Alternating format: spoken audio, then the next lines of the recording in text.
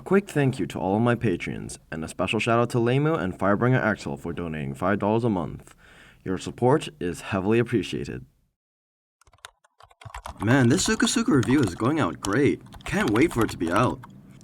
Too bad I can't find any proper translation for SukaMoka, because I really want to continue reading this. And done. Actually, out of curiosity, let me just try searching again. Oh, someone made a guide to SukaSuka as a franchise. Orlandry's Translation Company. Wait.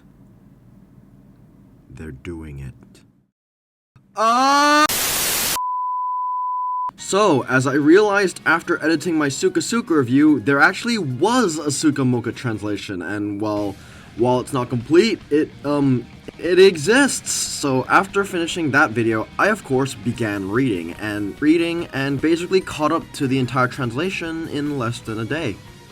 So I'm here to give my first impressions. For those who didn't watch my SukaSuka review, SukaMoka is basically a light novel sequel to SukaSuka, which is one of my favorite light novel stories to ever come out and one that I hold quite dear to my heart.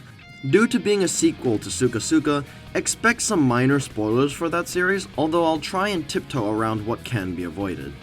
Basically, SukaMoka takes place 5 years after the end of SukaSuka, and instead of following Willem or one of the main girls from SukaSuka, we instead follow a new protagonist by the name of Fyodor Jesman, an imp who works as an officer in the military.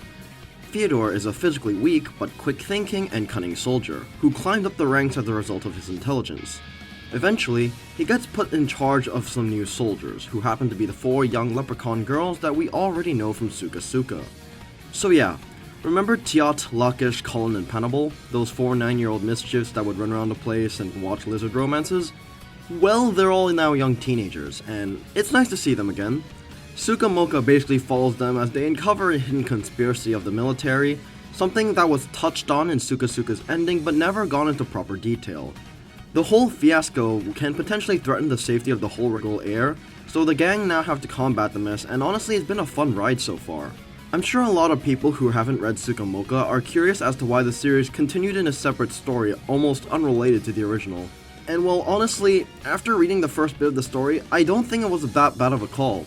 Now, this may be too early to say since the English translation is only about a quarter into the full story that's already out, and for all I know, things could drastically change over the course of the upcoming volumes, but I'll be straight. So far in terms of story, I've honestly been enjoying SukaMoka quite a bit more than SukaSuka, and it's made the franchise become one of my favorite stories in general. Now, why would that be, you may ask? Well, it's for a couple of reasons. So far, SukaMoka has been doing a much better job furthering the world building of the SukaSuka world, specifically relating to that of the Wriggle Air.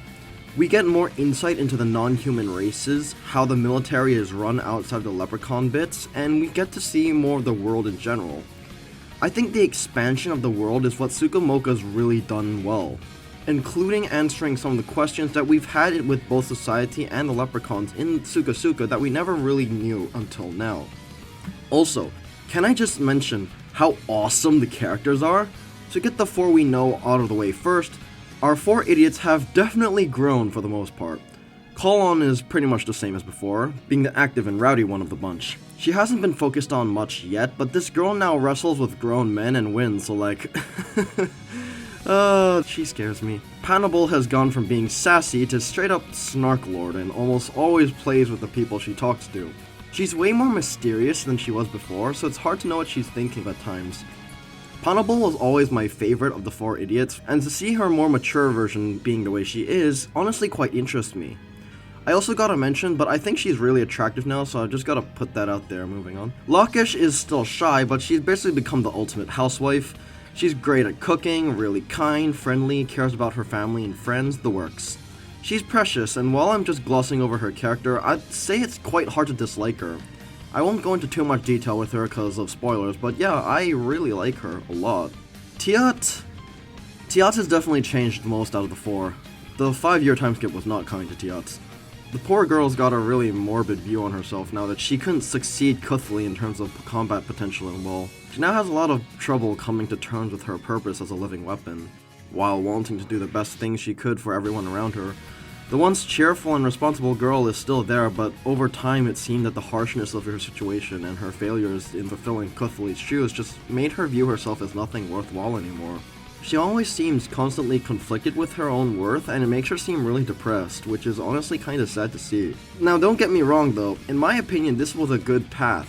Like, yes, it was sad, but I honestly think it makes Tiat very relatable, and honestly, everything said, I really do look forward to what her character has in store along with the rest of the cast.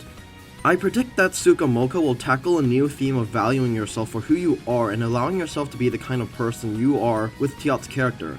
And a big reason I see this is her relationship with the new main character. So let's talk about Fyodor Jessamine. I said this on Twitter while reading this, but while I do like Willem as a protagonist, Fyodor is just so much more entertaining. Fyodor, on mere first impression, already has layers to him. He acts dual-faced on the surface, with a formal manner, but inside he's a lot more conniving, is constantly scheming, and doesn't hold his tongue with his honest opinions. He can act mean at times, but you also realize that Fyodor is just a really nice person deep down despite that. But he doesn't even realize that himself, and his constant juxtaposition between how he thinks and acts is just so entertaining. And to top it off, his relationship with the leprechauns is amazing. Kolon almost physically bullies him, Panibal's nature challenges his intelligence and cunningness, Lakish is just so wholesome and their friendship is so sweet, and his relationship with Tiat, honestly my favorite character dynamic in the entire franchise. I won't go into too much detail, but like, the relationship these two have is just goddamn perfect to me. It constantly changes depending on how much they learn about each other, and as the story goes on, they keep getting closer to each other and understand each other better over time. They have one of the most convincing relationships I've seen in the story that's not overly fluffy nor unrealistic. Like, genuinely, I wouldn't change a thing about how these two interact. I love them so much. They are so cute and so funny. I adore them to death. Because of SukaMoka, I love Tiat a lot now, and Fyodor is just an absolute king of a protagonist. All hail the Donut King. Overall, SukaMoka's 2 volumes have just been a fantastic ride, and I'm really looking forward to reading the rest. I haven't even talked about the proper story in depth, but I'll save most of the things for an actual review or something in the future, who knows. Finally, if you're interested in reading SukaMoka or SukaSuka itself, I highly recommend going to the SukaSuka Discord server where the community has been hard at work translating the volumes. It's also the one place where SukaSuka fans can be commonly found, and honestly, being part of the SukaSuka Discord has been really awesome.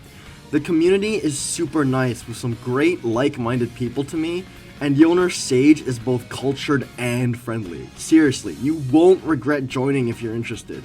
Anyways, that's all for my first impressions on SukaMoka. They may change as the story goes on, but that's why they're just first impressions. Until then, I'll hopefully see you else somewhere on the internet. Take care.